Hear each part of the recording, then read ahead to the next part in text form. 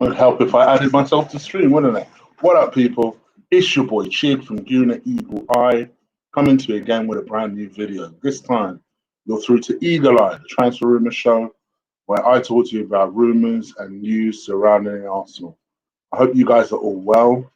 Please do hit that like button. You guys absolutely killed it the other day when I did my preview, when it was just me. And I think it was it yesterday? Yeah, yesterday I did my preview, my review of Arsenal's win over Southampton, and you absolutely bitch slapped the taste out of the like button's mouth. I'd love it if you could do that, Kevin. Please just absolutely just take advantage of it, bitch slap it, abuse it, don't give it even 2-inch space. Abuse that like button for me. You know I appreciate when you guys do that. Also, if you're new, hit that subscribe button. We are growing. We are on our way to 8K. I'm trying to see if I can get to 8K before the end of the season. Fingers crossed I get it done.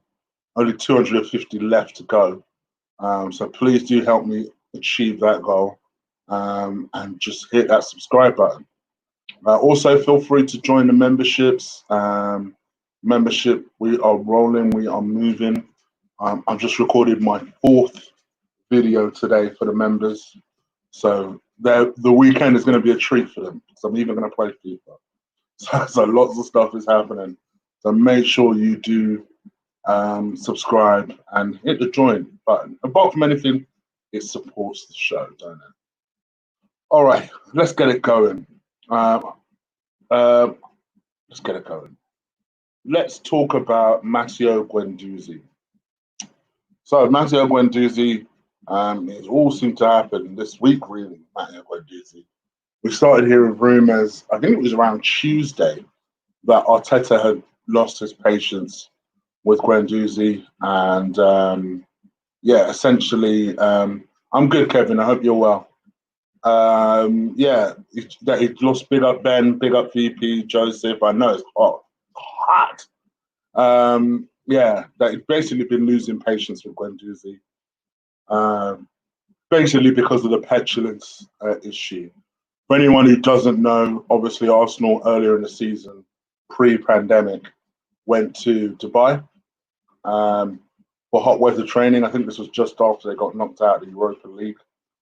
And they had like a weird kind of gap in the middle of the season. So they decided to go to Dubai for it. Coming out of Dubai, Matteo Guendouzi, and Ainsley Maitland-Niles apparently had one massive physical altercation. Matteo Guendouzi is seen as a bit of a wind-up, goofy character in the group. I hope you guys can still hear me. He's seen as a bit of a wind-up character in the group. Why is that sound happening? Sorry. Yeah, he's a bit of a wind-up merchant in the group. And I remember Socrates mentioned this earlier in the season that, if there's anyone that's going to be goofy, he didn't say it in kind of a malicious way, but I remember him saying it. I remember thinking, I wonder if that's an actual problem. Because he said something in the lines of, well, Guendouzi is always clowning people and he's, it's just a bit of a joker, that type of thing. Kind of played it off like it was nothing. But in my mind, I was thinking, I wonder if everyone knows it's nothing. I might as well just join a team, kind of fool yourself a little bit.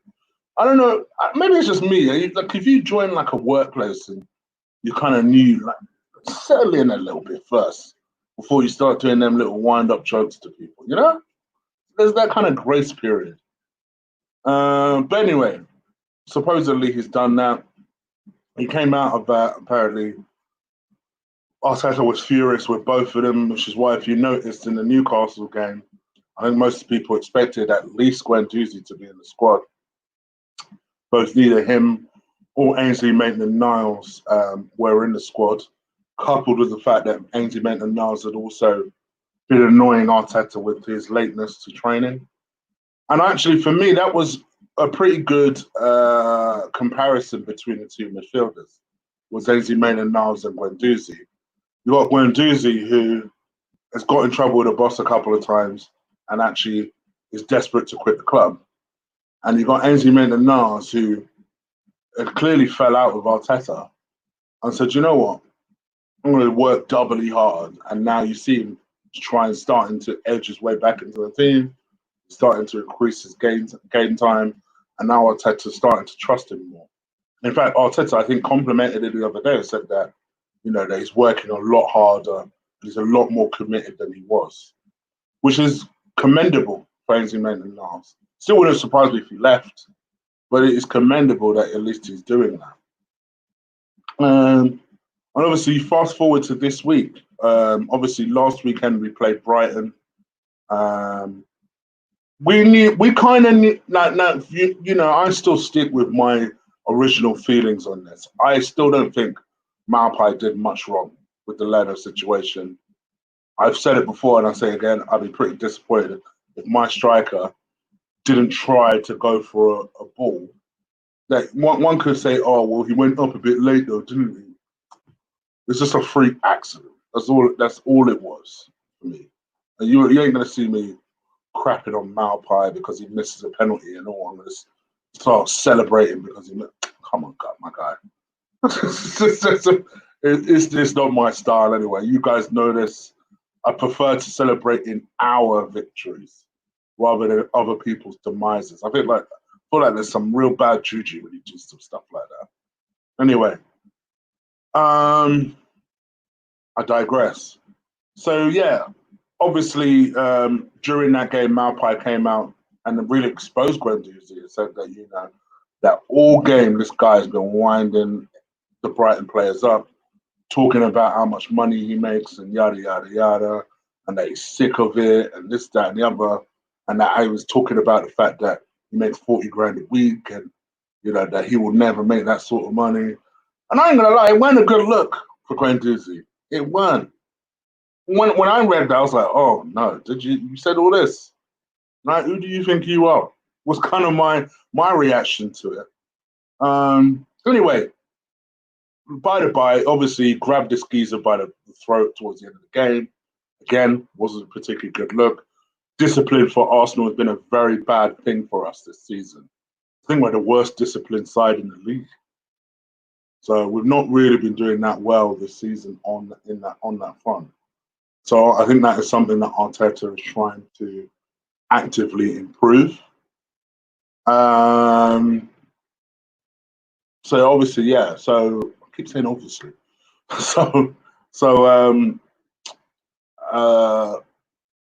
It's kind of led to this moment where kind of Guendouzi just popped into Arteta's office and like, look, would it just be easier for everyone if I just leave at the end of the summer?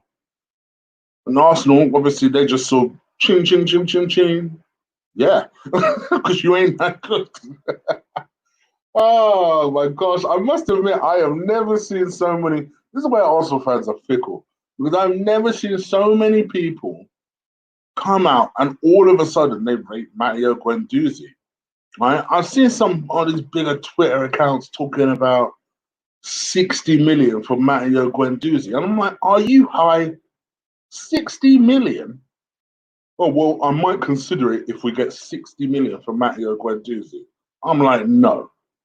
What are you talking about? We're not talking about Bukayo Saka here. We're not talking about Martinelli here. We're talking about Guendouzi. 60 million. I said I'd take half. Straight. I would take half. Put in a little sell-on clause and take half. We bought this kid for 8 million. Quite frankly, we're winning. No matter what happens, we're selling him for profit. 60 million. And then it seems like the figure that seems to be everyone's focused on is 40 million euros. I believe 40 million euros is enough to convince Arsenal to sell. Obviously, Guendouzi at the moment has 2 years left on his deal. It's obviously the original deal that he came into the club on. So they believe that a bid of about 40 million euros will be enough to prize the midfielder. My feeling on it is sell. Sell. Not just because you guys probably have noticed I've had a little shift on Guendouzi recently. I had very much a Lee type attitude on Guendouzi because he rates him. I've started to tap out a little bit on him, I must admit. I do like the fact that he's quite confident and like getting on the ball. and he doesn't hide. But at the same time, I think where I started to tap out on him was when I started hearing a stat where he's like the most passed by midfielder in the Premier League. In other words, he is the person that people pass the most in midfield out of all the teams in the Premier League. In other words, this motherfucker cannot defend. And that made me think, oh. because then I started thinking to myself, and I had this debate with a couple of people in my group chat, and I just said, and it was put this to me, and I've always thought it's true. When you really think about Guendouzi, right, what exactly does he do? Because he's not defensive enough to be a DM, even though we keep playing him DM. You've just heard the stat I've talked about. He's not a DM. So then you think, all right, maybe he's Granit Xhaka, but I don't really see him start that many moves from midfield to be a Granit Xhaka. So then you think, okay, not to be honest, I don't see Granit Xhaka doing that. But then even in that, I kind of took a step back and I said, as critical as I am of Granit Xhaka, if I had to trust one of these midfielders to play well 3 games in a row, who would it be, Granit Xhaka or Guendouzi? Actually, it would be Xhaka. Don't get me wrong, along the way, he may concede a goal and pass the ball in the back of the net because Xhaka is he's more capable of a disaster. I will also just say that. Let me put a little fine point on that. He's more capable of a disaster. But actually, to me, he kind of goes through most games and it doesn't really ever stand out as such. Like, he doesn't really assist. He's not really defensive enough. He doesn't really tackle that much. People pass him by, apparently. He doesn't score goals. Why is it that people seem to think he's 60 million plus again? So I feel like people say, oh, okay, well, he's a box-to-box midfielder. How often do you see him running with the ball? I think he likes getting on the ball and he likes kind of turning, passing. I never see him galloping past players. Do you ever see him galloping past players? I don't really. So I feel like for me, 40 million euros, let's take it. And supposedly, the person that we're looking to replace him with is Dominic Szoboszlai. Now, to me, Dominic Szoboszlai is everything I wanted Guendouzi to be. Everything. You know, this Hungarian midfielder is 19 years old, technically excellent midfielder. We were linked with him last year at 18, and I remember saying I did not know him at the age of 18. He wasn't someone I was even aware of, I'll confess, this time last year. But you know what? I don't think that's even an embarrassing thing to admit, because obviously as someone that does a show, I've decided, you know what? This story will probably come up again later. Let's keep an eye on him. And keeping an eye on him, he's had a great season. I think he's had something like 10 goals and 16 assists this season, playing on the left-hand side. Now, supposedly, there are 3 different positions he can play. He can play on that left-hand side, that not necessarily Saka role, because he's not a winger, but he's more a left midfielder. That's the way to describe him. For me, he can play Granit Xhaka's role, or he can play a number 10 role. I think, particularly if you go on to secure Thomas Partey, him alongside Thomas Partey would be an awesome midfield. You know, both of them are about 6'1". Both of them are technically excellent. Both of them are capable of a tackle. Partey's not really a goal scorer, but Szoboszlai is. You know, Szoboszlai is definitely the assist guy. He's definitely the guy that starts most moves. You're going to need someone like that for when Ceballos actually leaves. I think for me, this guy is much better than Ceballos. And if you decided to play him as a number 8, he's much better than Granit Xhaka. Remember, guys, I've said to you before, there are certain elite players that we've been linked with this summer. Kimi was one, Partey was one, Abour was one, and Szoboszlai was one. and I truly believe this kid is going to be elite. This is what I envisage when people start talking about Guendouzi. Because if you watch this guy play, this guy does what I think Guendouzi should be able to do. You can spray the ball both sides. He's predominantly, I would say he's predominantly left-footed-ish, but he can use both feet. Long shot is just, his long shots are crazy. Could put a foot in when he wants to. Has great vision, great awareness. And the funny thing about it is, I think he's going for 20 million euros. Supposedly, lots of teams are interested in him. AC Milan, Atletico Madrid, Borussia Dortmund. But supposedly, Arsenal are the ones that have decided. Liverpool were very interested in him until recently. But Arsenal are the ones that have apparently decided, you're right, well, let's go for this guy. Let's really, we've been tracking him for the last year. Let's make sure we get it done. So Arsenal are supposedly in deep talks to secure this signing. For me personally, I hope that we can secure it. I would go as far as to say this could be the Hungarian version. He thinks he is, because somebody actually asked him, believe it or not, and he says he tries to model his game on Toni Kroos. I think he's a Kai Havertz, maybe a slightly deeper version of a Kai Havertz. Because I think he's that good. I genuinely think he's that good.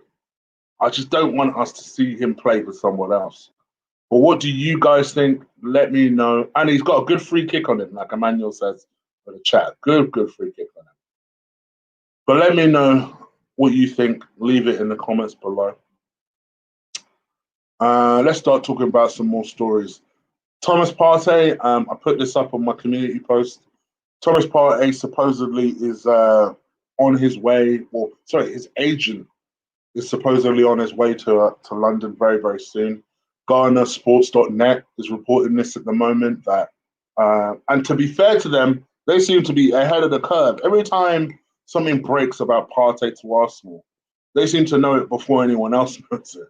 And supposedly the plan is for Partey's agent to be traveling to London sometime soon. I do find it interesting that Arteta has been asked about Partey, and he doesn't do anything but smile. In fact, yesterday he made a joke about it. So there's got to be something to this. There's got to be something to this. Most recently, Arsenal looks like they're actually forward planning. Supposedly there are rumors that, I'm just trying to get the story up. There are rumors that Arsenal are making plans just in case this Thomas Partey deal doesn't come to fruition. They've actually got a backup plan. So they are provisionally targeted Danilo Pereira from Porto, which I must admit is a brand new name because, I'd heard about Danilo, funny enough, from, is it Leverkusen he plays for? No, it was a French team. The guy described as the new Kante. I'd heard of him. Obviously, Sangaro would be my personal backup choice.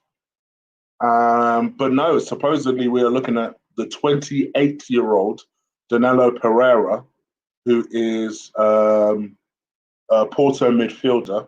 Funny enough, he'll be turning 29 in September. So I suppose at the very least he'll have experience. He has a 60 million euro release clause. And apparently Porto would be reportedly willing to part in with around about a third of that price.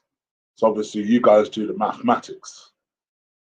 From what I've seen of him, it seems decent enough. I must confess, I would rather Sangara, who is 6 years, nearly 7 years younger than this guy, and looks better to me. But I can't sit here and profess to be a massive expert on Pereira. I've seen him play a couple of times. He's all right. He's okay. I don't really think much else of him, to be honest. I think it is indicative. I've always said it before. You can usually tell the quality of a player by the teams he's being linked with. Not always. That's not always the rule, but generally You can usually tell. And from my perspective, I feel like this guy. I feel like this guy could be the guy to bring us some real needed quality in that midfield. Sorry, yeah, sorry. Let me try that again. I feel like this guy. I'm not sure he's of the required quality to bring us in that midfield because he's not really been linked with anyone.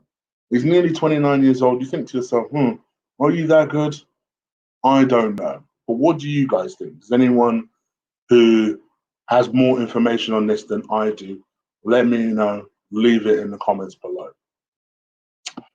Okay, just trying to think. I'm trying to go through some stories now.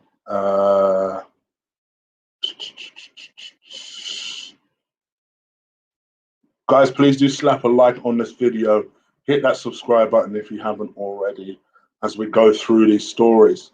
Let's talk about Saka. So Saka apparently is very close, very, very close to agreeing a new contract. The belief is actually that the deal has more or less been verbally agreed. There's one or two minor things about this contract that they need to sort out, but generally it's been agreed and it's just a case of announcing it. According to Sammy Mockabill of the Daily Mail, he expects the announcement to be made in a not too distant future. And obviously, from our perspective, that's fantastic news. He's become one of our most important players. And he's someone that I think a lot of people are looking forward to for us to be building the team around. Arteta came out, I think it was 2-3 days ago, saying that he was very, very confident that this deal will be done. You got to admit, it is looking like this deal is going to be done. But what do you guys think? Is this something you guys are excited about? I'm definitely excited, but I'm wondering if you guys are excited about it. Let me know. Leave it in the comments below. Right, I just want to see if I have talked about every story I put up in the gallery. I'm sure I haven't. I feel like there's one more I'm missing out on. Guys, while I check my storage just to see if I've talked about everything I wanted to, just to give you some further announcements. On Friday, on Friday, in an hour or so, I will be doing another show, an MMA show, my combat show. I'll be doing that with Ola and Will. As always, make sure you do catch that out. I'll be talking UFC, MMA, boxing generally. So make sure you catch that. Link is in the description below. You can also catch my movie channel. Tomorrow is the day I usually focus on the movie channel. So make sure you look out for any new reviews to TV shows and movies on Shitflix.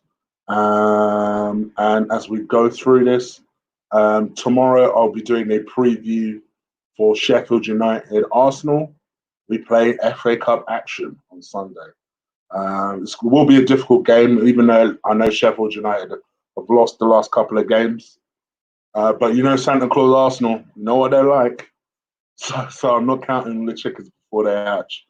But you most certainly do let me know what you guys are thinking with regards to this. Are you confident? I'll be doing the preview for that tomorrow. All right, I think that's pretty much it. Let me go into the chat room very quickly and see what you lot are saying. UFC show is at 9:30. Yes, 9:30. Archie says. So Bossla is a bargain for 25 mil. Completely agree. Completely agree.